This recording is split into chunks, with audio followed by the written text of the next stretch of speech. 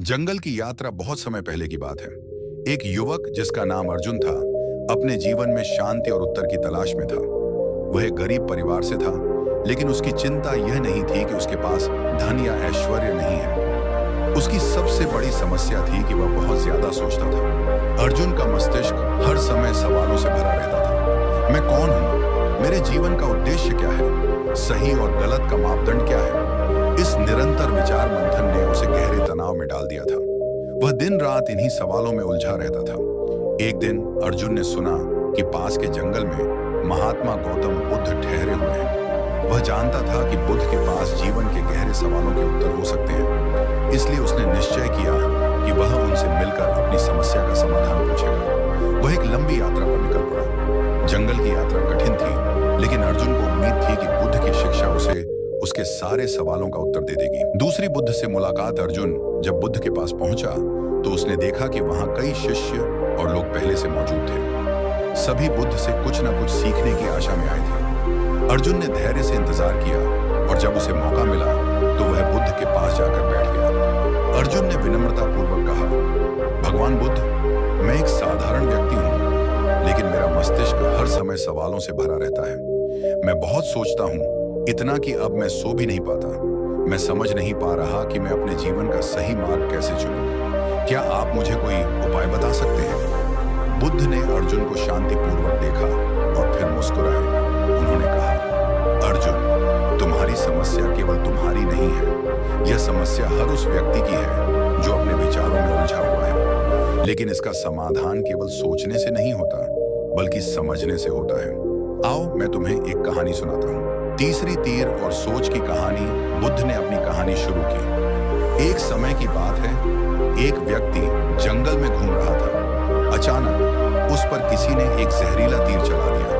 वह व्यक्ति तीर लगते ही दर्द से तड़प उठा और जमीन पर गिर पड़ा। लोग उस व्यक्ति की मदद के लिए दौड़े, लेकिन जैसे ही उन्होंने तीर निकालने का प्रयास किया, वह व्यक्ति उन्हें रोकने लगा। उसने कहा, पहले मुझे बताओ कि यह तीर किसने चलाया? तीर किस लकड़ी से बना है? इसमें किस प्रकार का विष लगा हुआ है? वह व्यक्ति तब तक सवाल पूछता रहा जब तक कि उसकी मृत्यु हो गई। बुद्ध ने अर्जुन की ओर देखा और कहा, तुम्हारी स्थिति भी उस व्यक्ति जैसी है। तुम जीवन के सवालों में उलझे हुए हो, जैसे वह व्यक्ति तीर के बारे में सवालों में उलझा था। जब तक तुम इन सवालों के उत्तर की प्रतीक्षा करोगे, तब तक जीवन तुम्हारे हाथ से फिसल जाएगा। पांचवां, ध्यान का मार्ग। बुद्ध ने अर्जुन को ध्यान का मार्ग दिखाया। उन्होंने कहा, तुम्हारी समस्या यह है कि तुम्हारा मन हमेशा या तो अतीत में रहता है या भविष्य की चिंता में उलझा रहता है। ध्यान वह साधन है जो तुम्हें वर्तमान में लेकर आता है। जब तुम अपने मन को शांत करोगे और वर्तमान में रहोगे, तो सोच का भार खुद ब खुद कम हो जाएगा। बुद्ध ने अर्जुन को बताया कि ध्यान कैसे किया जाता है। उन्होंने कहा, सांसों पर ध्यान केंद्रित करो। जब भी तुम्हारे विचार भटकें, उन्हें बिना किसी निर्णय के देखने दो और फिर वापस अपनी सांसों पर ध्यान लगाओ। धीरे धीरे तुम्हारा मन शांत हो जाएगा और तुम सोच के बंधनों से मुक्त हो जाओगे। 6. अर्जुन की नई दिशा। अर्जुन ने बुद्ध के दिखाए मार्ग पर चलने का निश्चय किया।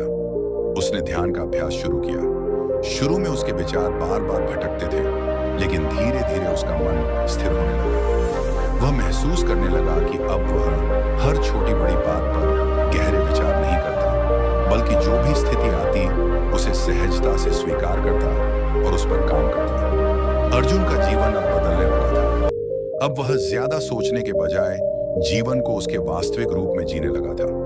उसे अब यह समझ में आ गया था कि जीवन के बड़े सवालों का उत्तर सोचने से नहीं, बल्कि जीवन को जीने और उसे समझने से मिलता है। 7वें अंत। कुछ महीनों के बाद अर्जुन फिर से बुद्ध के पास गया।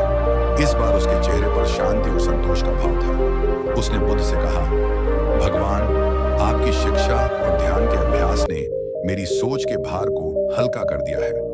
अब मैं जीवन को उसी रूप में स्वीकार करता हूँ जैसा वह है। मेरे सवालों का उत्तर अब सोच में नहीं, बल्कि जीने में मिलता है। बुद्ध ने उसे आशीर्वाद दिया और कहा, तुम्हारी यात्रा सही दिशा में है। याद रखना, जीवन का हर पल महत्वपूर्ण है।